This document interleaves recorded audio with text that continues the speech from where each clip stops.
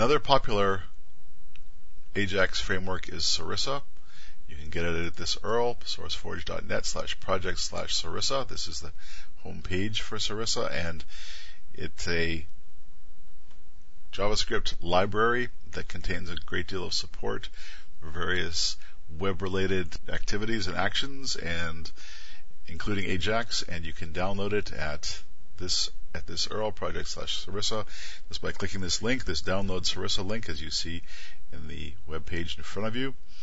And when you do download it, you get two JS files, sarissa.js, and the XPath version of Sarissa as well, XPath support.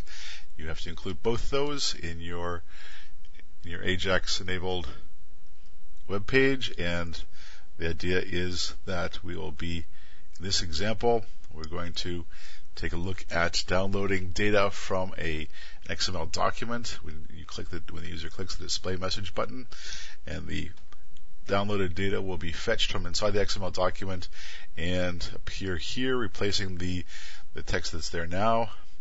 This is the XML document we're going to be downloading, and we're going to try to extract from the span element this text, hello from Sarissa. So that's the idea, and let's see whether or not we're going to be successful. When you click the display message button, yes, it works. So let's take a look at just how it works now, the details behind the scenes. You include the sarissa.js and the xpath.js JavaScript libraries like that, giving you access to all the JavaScript support you need. When the display message button is clicked in that web page, I call a JavaScript function called getData.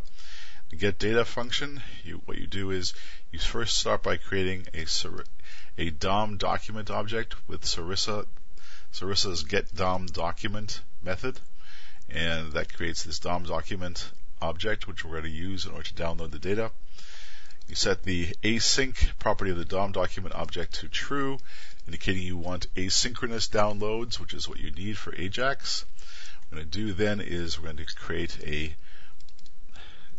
assign a onReadyStateChange handler to the DOM document, and then after this is done, the details of which I'll take a look at in a second, you can use the DOM document load function to load a particular URL. In this case, we're going to download sarissa.xml. This is this data file, which includes XML, and we're going to try to extract from the span element the actual text, the text inside the span element. So how does that work? Well, once the data has been downloaded, this function you've attached to the onReadyStateChange property is called, and you can work with the DOM document created and filled with the data.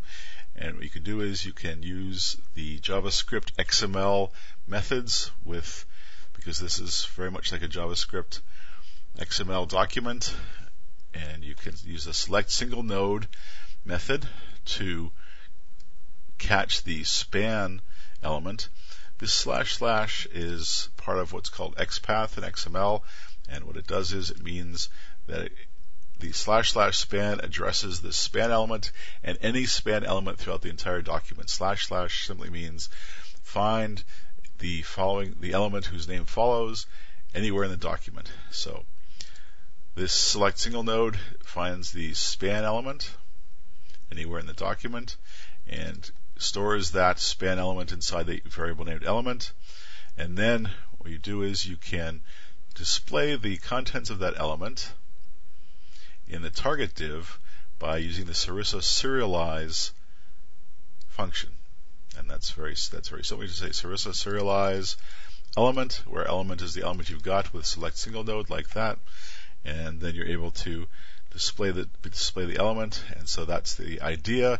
You first create a DOM document, you configure it, you attach a callback function, and then you use the load method to load your data.